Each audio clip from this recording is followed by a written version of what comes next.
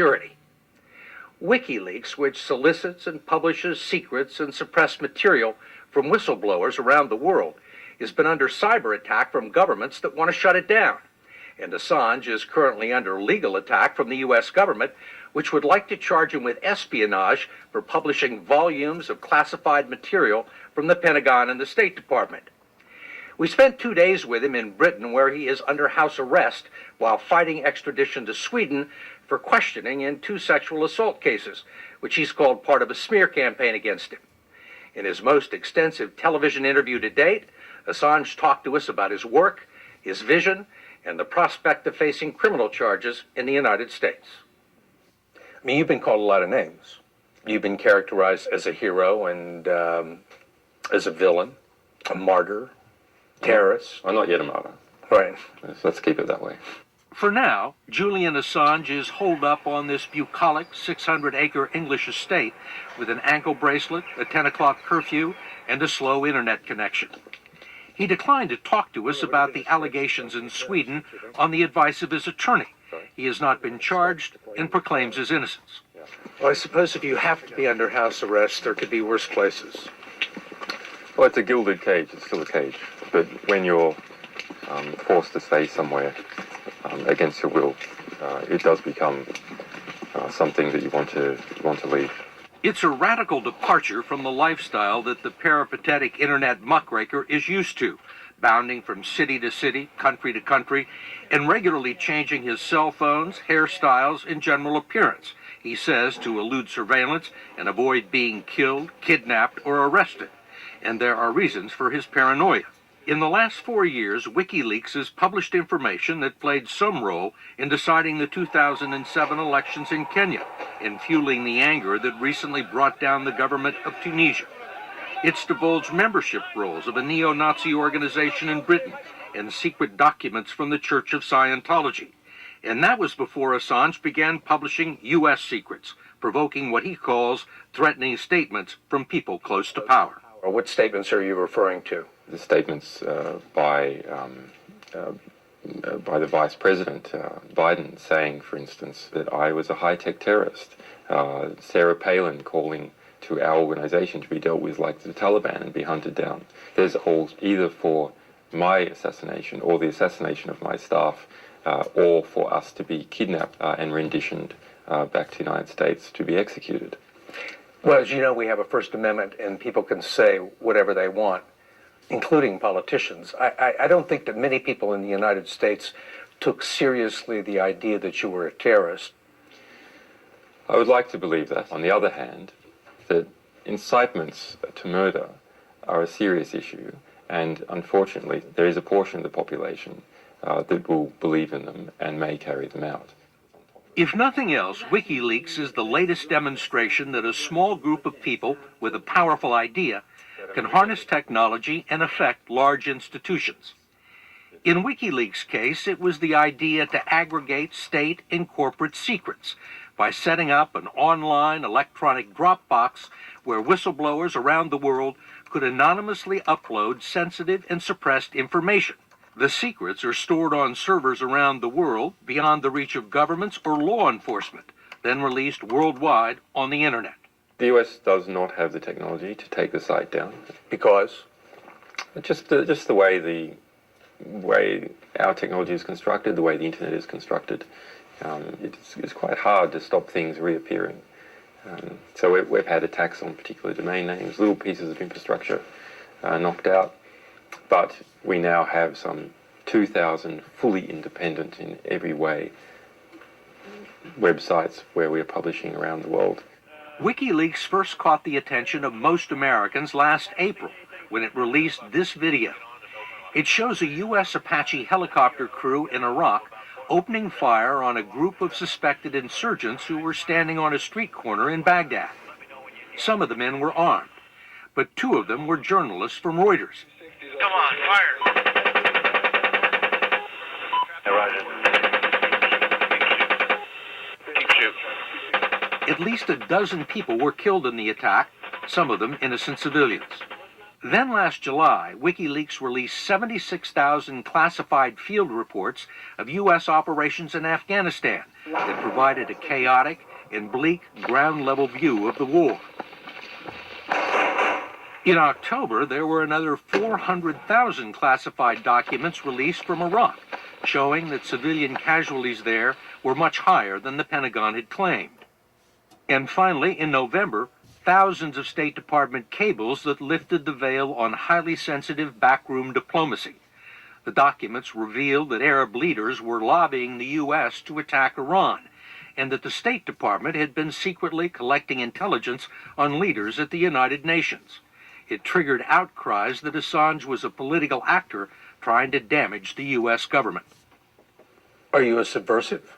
I'm sure there are certain views amongst Hillary Clinton and her lot that we are subverting their authority. But you're right. We are subverting illegitimate authority. The question is whether the authority is legitimate or whether it is illegitimate. Do you consider the U.S. State Department a legitimate authority? It's legitimate insofar as its actions are legitimate. It has actions that are not legitimate. And you've gone after the ones that you think are illegitimate? We don't go after. That's a bit of a misconception. We don't go after a particular country. We don't go after a particular organization or group. We just stick to our promise of publishing material that is likely to have a significant impact. To increase the impact of the U.S. documents, Assange decided to share them with some of the leading news organizations in the world, including the New York Times, a relationship that grew testy when Assange published the first set of war logs without removing the names of Afghans who were cooperating with U.S. forces. The most persistent criticism from within the press has been that you have behaved recklessly from time to time.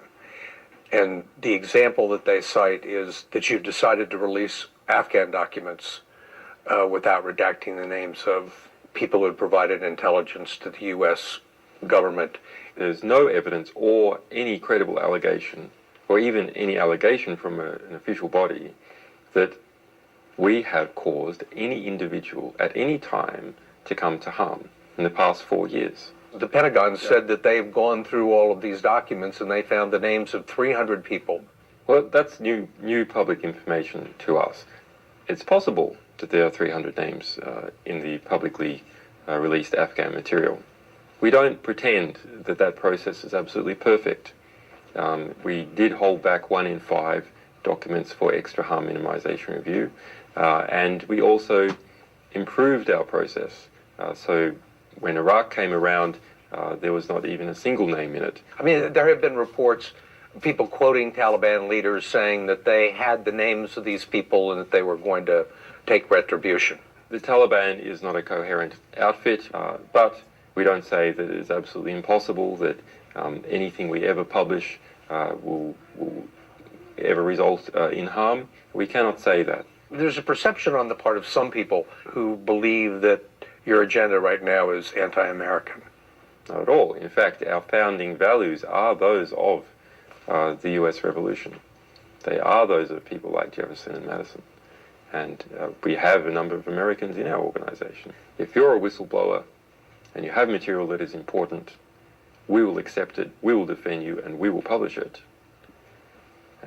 You can't turn away material simply because it comes from the United States. After the release of the State Department cables, Attorney General Eric Holder condemned WikiLeaks for putting national security at risk. I think there's a real basis, there's a predicate for us to believe that crimes have been committed here. And Holder announced that the Justice Department and the Pentagon were conducting a criminal investigation. They are reportedly looking at the Espionage Act of 1917 and other statutes to find a way to prosecute Assange and extradite him to the U.S. It's completely outrageous. Are you surprised? I am surprised, actually. But you are screwing with the forces of nature.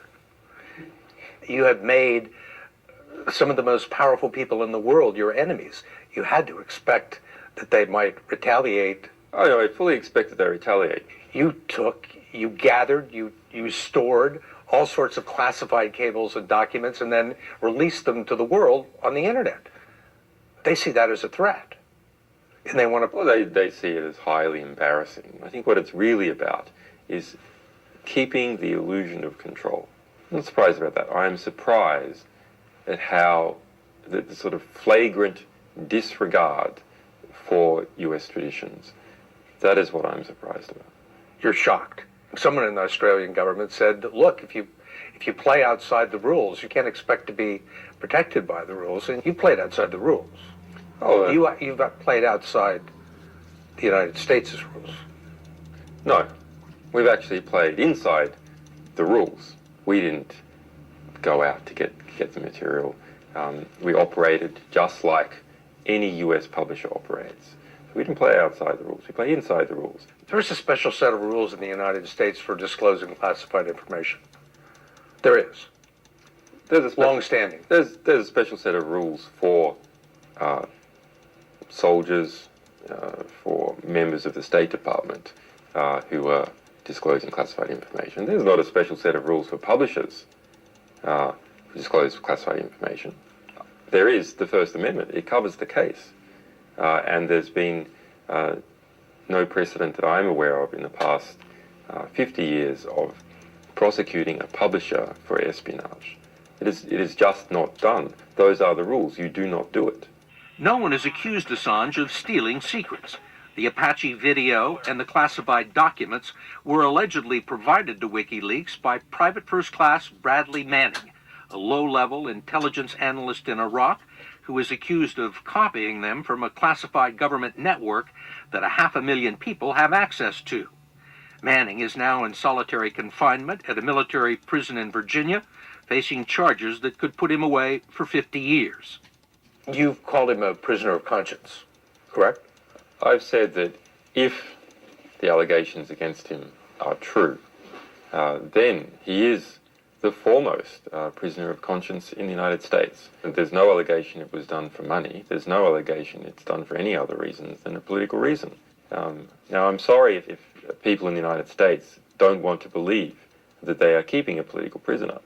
But in Bradley Manning's case, the allegations are that he engaged in an illegal activity for political motivations. People in the United States think he's a traitor. But that's clearly not true. Regardless of what happens to Private Manning, any prosecution of Assange will be fraught with problems because WikiLeaks wasn't alone in publishing the classified material. The New York Times also published some of it. If the government were to try and prosecute WikiLeaks and not the Times, it would likely need to prove that Assange was actively involved in a conspiracy to illegally obtain the documents. Did you encourage anyone to leak this material to you, or have you done anything in connection with the U.S. cases in terms of encouraging an individual to provide you with material? No, never. There are people